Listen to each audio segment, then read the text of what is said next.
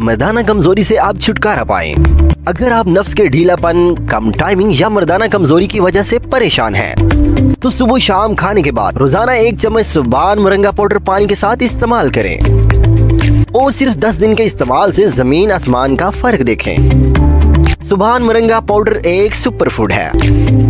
इसमें दूध से 17 गुना ज्यादा कैल्शियम, पालक से 25 गुना ज्यादा आयरन, अंडे से 30 गुना ज्यादा मैग्नीशियम, केले से 15 गुना ज्यादा पोटाशियम, माल्टे से 7 गुना ज्यादा विटामिन सी और मूंगफली से 50 गुना ज्यादा विटामिन बी है। सिर्फ 10 दिन में मर्दाना कमजोरी का खात्मा करता है, स्टेमिना को बढ़ाता है जिससे टाइमिंग में इजाफा होता है, खून की गर्दिश को तेज करता है, बंद नसों को खोलकर ढीलापन खत्म करता है, मिनरल्स और विटामिन की कमी को दूर करता है जिससे डिप्रेशन खत्म होती है। बेऔलाद जोड़ों के लिए खुदा का खुसूसी तोहफा।